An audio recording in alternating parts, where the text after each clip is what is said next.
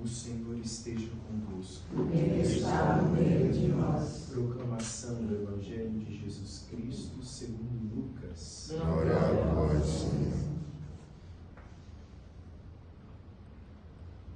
Naquele tempo, Jesus tinha entrado em Jericó e estava atravessando a cidade. Havia ali um homem chamado Zaqueu, que era chefe dos cobradores de impostos e muito rico. Zaqueu procurava ver quem era Jesus, mas não conseguia por causa da multidão, pois era muito baixo. Então ele correu à frente e subiu numa figueira para ver Jesus, que devia passar por ali. Quando Jesus chegou ao lugar, olhou para cima e disse: Zaqueu, desce depressa, hoje eu devo ficar na tua casa. Ele desceu depressa e recebeu Jesus com alegria. Ao ver isso, todos começaram a murmurar, dizendo: ele foi hospedar-se na casa de um pecador. Zaqueu ficou de pé e disse ao Senhor: Senhor, eu dou a metade dos meus bens aos pobres, e se defraudei alguém, vou devolver 4 vezes mais. Jesus lhe disse: hoje a salvação entrou nesta casa, porque também este homem é um filho de Abraão. Com efeito, o Filho do Homem veio procurar e salvar o que estava perdido. Palavra da salvação. Glória a vós, Senhor.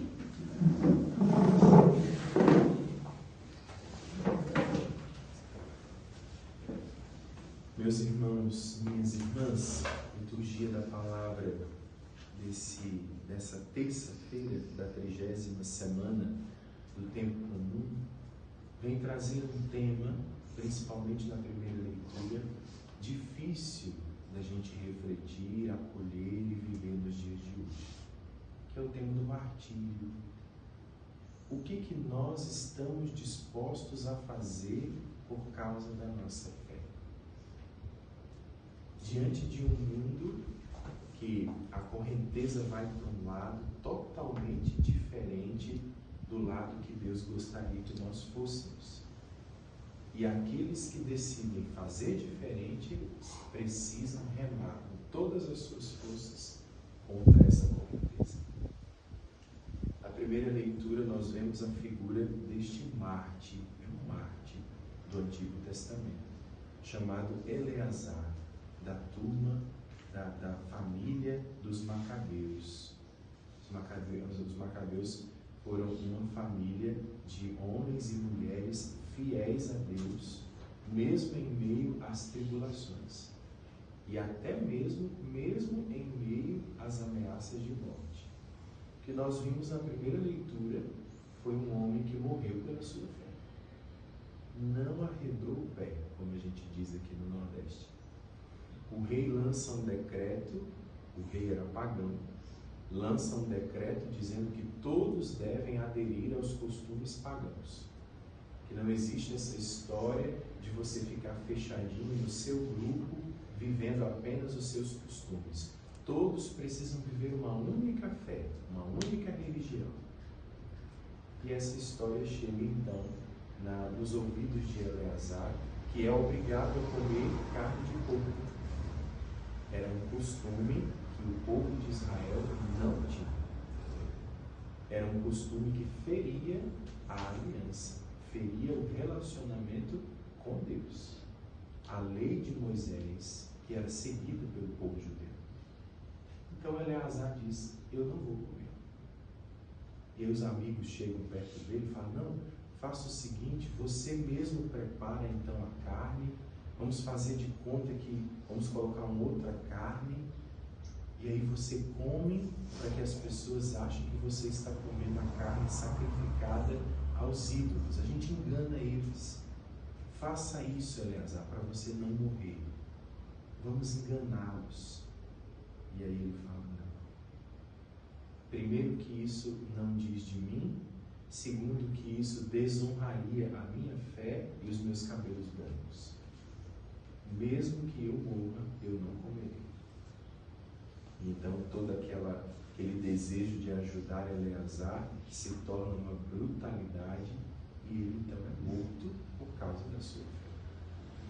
E é interessante que ele diz: que exemplo eu deixarei para os jovens? Que exemplo eu deixarei para aqueles que vão vir depois de mim, os meus irmãos na fé? Se eu, no fim da minha vida, decido então agora fazer algo que é contrário à vontade de Deus, veja, isso é martírio. Isso é morrer por causa daquilo que acreditamos.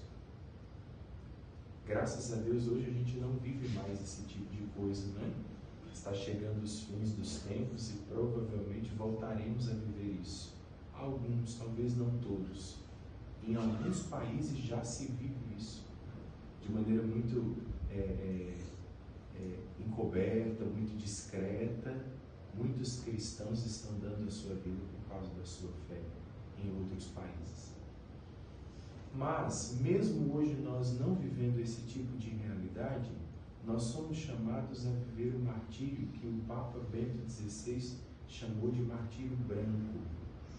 Ou seja, é aquele martírio em que não há derramamento de sangue, como o martírio vermelho, mas há ali um sacrifício, uma renúncia por amor a Jesus Cristo, aquele a quem eu me encontrei. Todos nós, todos os dias, somos desafiados a viver alguma experiência de martírio branco. Não abrir mão daquilo que nós acreditamos, aconteça o que acontecer. Sendo rejeitados, sendo humilhados, ridicularizados, incompreendidos, julgados, deixados de lado, zombados, excluídos, tratados com indiferença. Isso é o martírio branco. Por causa de nosso Senhor. Eu não abro mão dos meus princípios, eu não abro mão daquilo que é a vontade de Deus, por amor a nosso Senhor, por nada nesse mundo. Esse é o grande desafio. No mundo que pede que nós vivamos o tempo inteiro misturados. Não, você pode rezar e pode fazer isso aqui também.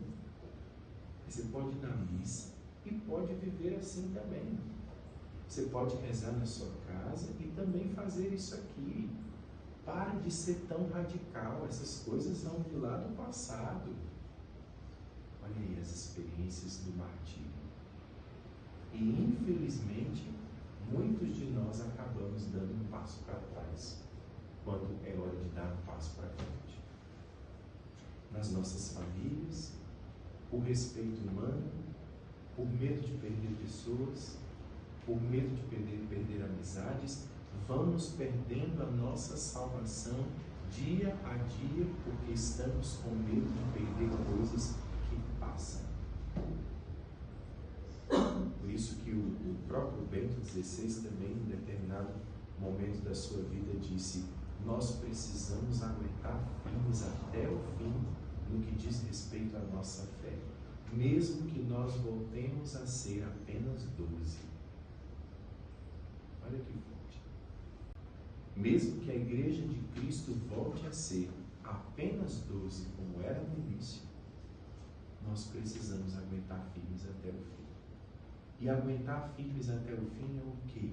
É abrir o nosso coração e deixar que Jesus realize verdadeiramente essa revolução que Ele deseja realizar na nossa vida. Como aconteceu na vida de Zaqueu. Veja, Zaqueu era um homem pecador, cobrador de impostos, muito rico, que não conhecia Jesus.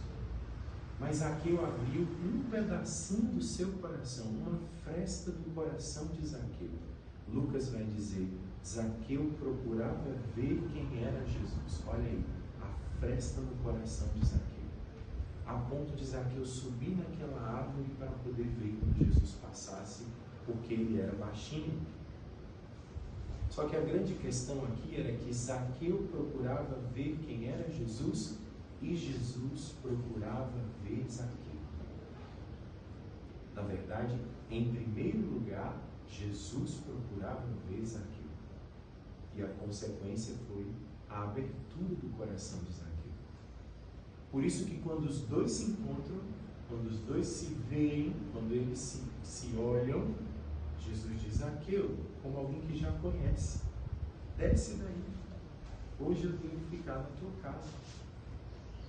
E isso gera aquele escândalo no meio dos homens que estavam ali, a ponto de eles ficarem cochichando.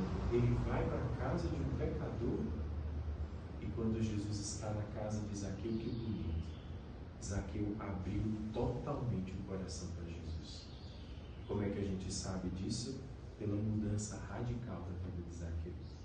Senhor, eu dou a metade dos meus bens aos pobres, e se eu defraudei alguém, vou devolver 4 vezes mais. Aquele que era ladrão, cobrador de impostos, muito rico, e não vivia com Jesus, abre um pedacinho do coração. Jesus entra e ele abre o coração por completo. E aí Jesus encerra com esta frase tão bonita: hoje a salvação entrou nesta casa. Não nessa casa física, mas Jesus estava querendo dizer, olhando para o coração de Zaqueu, hoje a salvação entrou nesta casa, porque também este homem é um filho de Abraão. Com efeito, o Filho do Homem veio procurar e salvar o que estava perdido. Zaqueu é a prova do sucesso da missão de Jesus. O Filho do Homem veio salvar o que estava perdido. Nos tempos de hoje, meus irmãos, o Filho do Homem vem salvar o que está perdido por meio do nosso testemunho.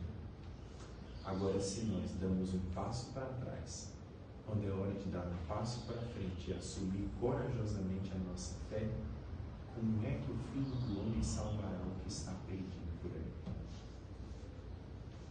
Hoje nós somos convidados a ser esse Jesus que vai em busca daqueles que estavam perdidos. Anunciamos a salvação para eles e damos a eles a oportunidade de se encontrar com aquele que um dia nós nos encontramos. Mas se somos covardes na vivência da nossa fé, ou se andamos por aí misturados, com um pé aqui e um pé lá, um pé na igreja e um pé no mundo, nós vamos salvar quem? Se nem nós mesmos estamos caminhando para a salvação. O Senhor nos ajude com a sua infinita misericórdia a verdadeiramente abrir o coração, como Zaqueu abriu, para que ele realize essa revolução, essa mudança da água para o vinho na nossa vida. Mesmo que isso implique sermos deixados de lado ou até mesmo tratados como mártires. É melhor morrer dando a vida por nosso Senhor do que morrer longe de nosso Senhor e perder até mesmo a vida que está reservada para nós lá na glória. Que o Senhor, quando vier, não nos encontre um povo misturado. Nós não podemos ser católicos misturados. Ou nós somos, ou nós não somos. E o Senhor está dando tempo para que nós possamos decidir o que verdadeiramente nós somos. E assim Ele possa se utilizar de nós como instrumento de salvação para outros. Para que no fim nós sejamos muito mais do que 12. Sejamos muitos. É o desejo do coração de Deus. Sejamos muitos, mas por causa da força do testemunho.